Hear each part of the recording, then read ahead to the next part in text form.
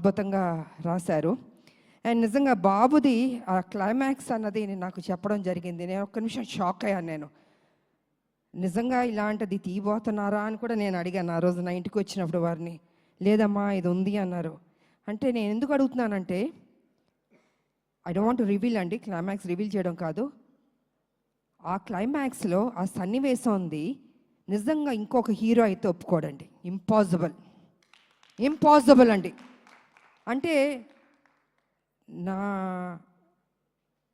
ఇలాంటిది చేయడం అన్నది రిస్క్ కదా, నా ఫ్యాన్స్ ఒప్పుకుంటారా లేదా, ప్రజలు ఒప్పుకుంటారా లేదా, అనేక సందేహాలు ఉంటాయి జనరల్గా హీరోలు. అంటే మా ఇమేజ్ ఏమైపోతుంది, అదేమైపోతుంది, ఇదేమైపోతుంది అని ఆలోచిస్తారు, అంత రిస్క్ తీసుకోరు. కానీ ఈ సినిమాలో బాబు అంత రిస్క్ తీసుకుని ఈ లాస్ట్ క్లైమాక్స్ 20 minutes అన్నది ఒక హైప్ క్రియేట్ చేసి ఎక్స్ట్రాడినరీగా ఉంది క్లైమాక్స్, బాబు బాగా చేశారని అంత రిస్క్ చేసిన బాబుకి నిజంగా హ్యాట్స్ ఆఫ్ చెప్పాలండి. జనరల్గా ఏ హీరోయిన్ అయినా హీరోయిజం అని చూపించుకోవాలనుకుంటారు, కానీ బాబు కొత్తగా ఎవరు ఎక్స్పెక్ట్ చేయరు. అది జనరల్గా వేరే రకంగా సాక్రిఫైస్లు ఉంటాయి అనుకుంటారు, కానీ బాబు మాత్రం అద్భుతంగా దాంట్లో బ్లెండ్ అయ్యాడు. అసలు అద్భుతంగా చేశాడు అసలు. సో అంత రిస్క్ తీసుకుని ప్రజల దగ్గర ఆయన అభిమానులకి చూపించి వాళ్ళు శబాష్ అన్నారే బాబు, హ్యాట్స్ ఆఫ్ బాబు, నిజంగా I have to appreciate you. ఇక ఈ సినిమాకి డిఓపి రాంప్రసాద్ గారు అందాన్ని అంత చక్కగా చూపించారు.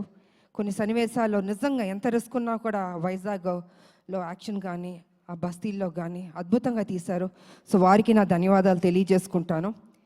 ఇక ఈ సినిమాలో నా ఫస్ట్ ఫైట్ అన్నది ఇవాళ బాగుంది అని అనేక మంది నాకు అభిమానులు ఫోన్ చేసి, అక్క ఎంత అద్భుతంగా చేశారు అక్క, మీరు ఫైట్స్ మేము ఎక్స్పెక్ట్ చేయలే, కర్తవ్యంలో చేశారు కానీ ఇప్పుడు కూడా ఇలా చేస్తారు అనుకోలేదు అని అందరూ ఫోన్లు చేసి చెప్తున్నారు. చాలా సంతోషం.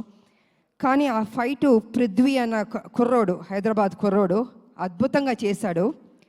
ఆ పిల్లోడు వచ్చిన తర్వాత నేను అన్నాను, నాయనా నేను అనేక సినిమాలు యాక్షన్ చేశాను, అంతా ప్రజలు ఎప్పుడూ అప్రిషియేట్ చేశారు, కానీ ఈ సినిమాలో నాకు ఏదైనా కొత్తదనం కావాలి, ఒక 5-6 షాట్లైనా కొత్తగా ఉండాలి, పాత సినిమాలో చేసిన షాట్లు మాత్రం దయచేసి రిపీట్ చేయొద్దు, నాకు కొత్తదనం కావాలంటే నువ్వు హోంవర్క్ చేసుకుని రా నా దగ్గరికి, నాకు చూపించు, ఇఫ్ ఐఎమ్ సాటిస్ఫైడ్ చేద్దాం, లేకపోతే లేదు.